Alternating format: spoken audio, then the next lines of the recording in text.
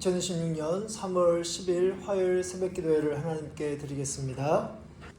하나님의 말씀은 신약성경 요한복음 11장 47절부터 57절까지 말씀입니다. 신약성경 167면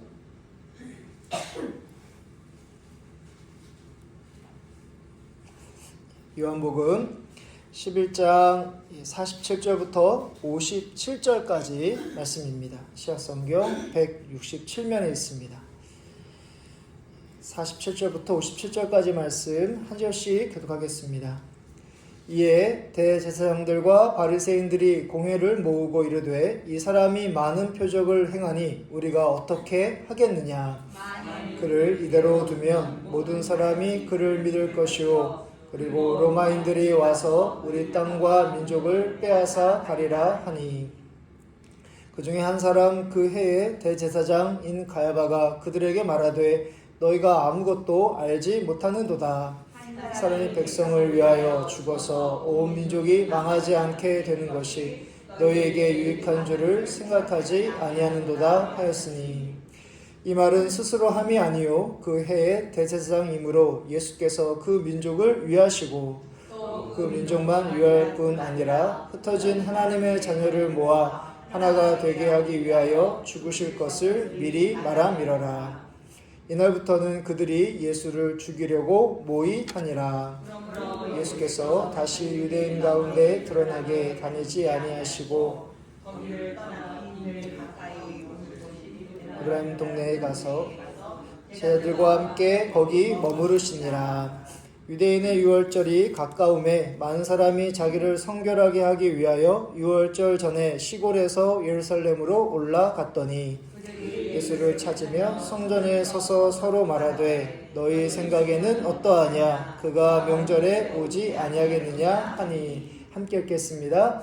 이는 대제사장들과 바리새인들이 누구든지 예수 있는 곳을 알거든 신고하여 잡게 하라 명령하였음이러라. 아멘. 엊그제 주일 예배 때 살펴본 예수님이 죽은 나사로를 살린 후에 종교 지도자인 대제사장과 바리새인은 공회를 소집하고 기적을 행하는 예수님을 어떻게 할지를 의논합니다.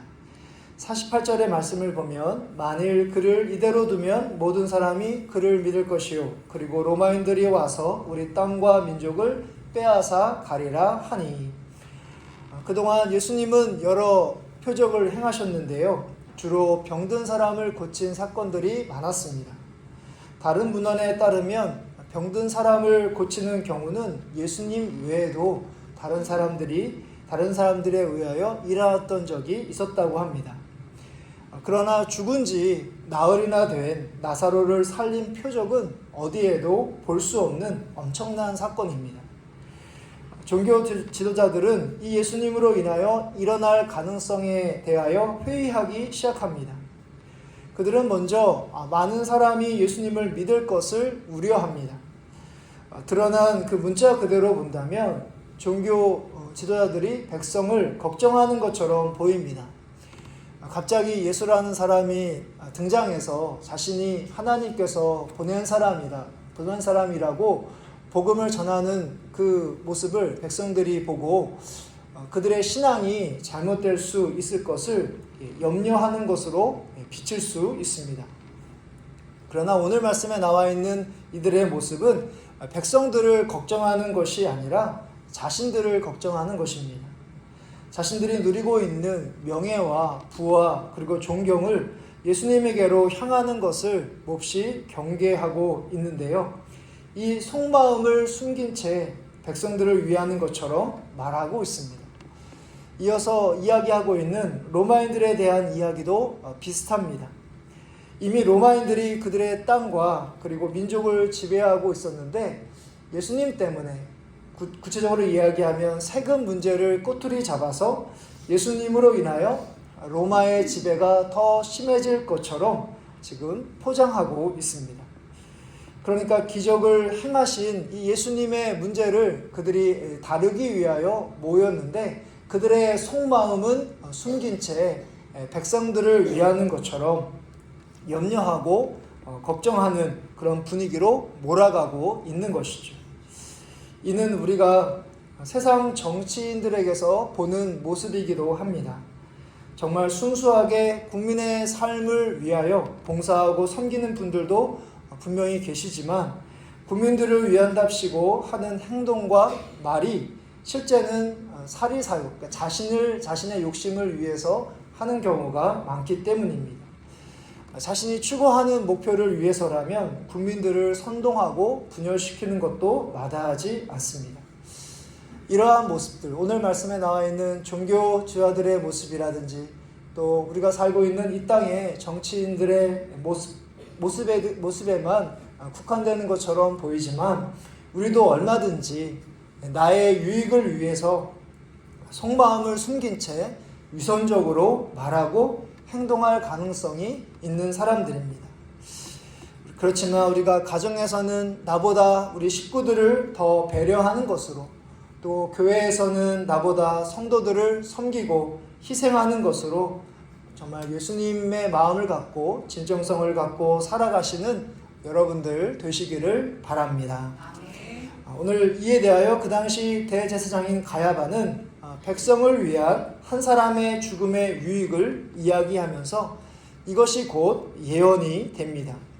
51절부터 52절의 말씀을 보면 예수께서 그 민족을 위하시고 또 그 민족만 위할 뿐 아니라 흩어진 하나님의 자녀를 모아 하나가 되게 하기 위하여 죽으실 것을 미리 말함이러라. 한 사람이 죽어서 민족을 살릴 수만 있다면 한 사람의 목숨 정도는 아무것도 아니라는 생각이 참 무섭습니다. 대제사장의 무섭고 사악한 발언이 곧 하나님의 계시가 됩니다. 하나님은 이 악함을 선함으로 바꾸셔서 예수님 한 분의 그 십자가 죽음으로 온 인류를 구원하는 그 계획을 이루어 가십니다. 어떤 성경학자가 말하기를 성경은 인간의 악함, 그러니까 죄를 예수 그리스도의 십자가의 대속으로 바로 선으로 바꾸시는 구속사라고 말한 적이 있습니다.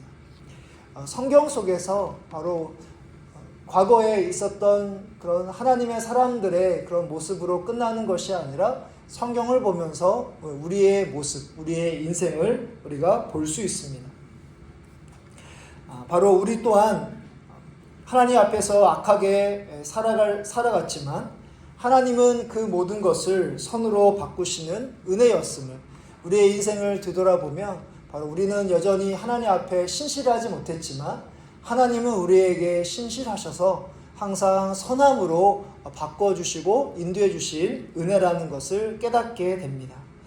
인간이 만든 가장 처참한 형벌인 그 십자가에 우리가 예수님을 매달리게 했지만 십자가에 예수님은 부활하셔서 우리의 죄를 대속하게 하시는 선하신 은총을 베풀어 주셨다는 것을 기억하며 살아가시는 여러분들 되시기를 바랍니다. 이제 마지막 부분을 보시면 결국 공회에서 예수님을 잡아 죽이기로 결의를 하고 예수님은 자신을 드러내지 않으시고 제자들과 함께 머무르십니다. 유월절을 앞두고 종교 지도자들은 예수님을 잡는 것에 혈안이 되어 있습니다. 유월절, 그러니까 출애굽을 통한 바로 하나님의 구원에 감사해야 할 그들이 오히려 하나님이신 예수님과 멀어지고 있는 것이죠. 사순절 세 번째 주간을 보내고 있습니다. 예수님의 십자가의 죽으심과 우리를 향하신 구원을 묵상하며 더 정결하게 하고 예수님께 더 가까워지는 이 사순절 기간 동안 바로 이 하나님께서 예수님을 통해서 우리에게 베풀어 주신 그 사랑을 기억하는 가운데 이스라엘 백성들처럼 하나님으로부터 멀어지는 것이 아니라 우리는 예수님과 더 가까워지는 오늘 하루의 삶을 살아가시는 여러분들 되시기를 간절히 바랍니다. 아멘.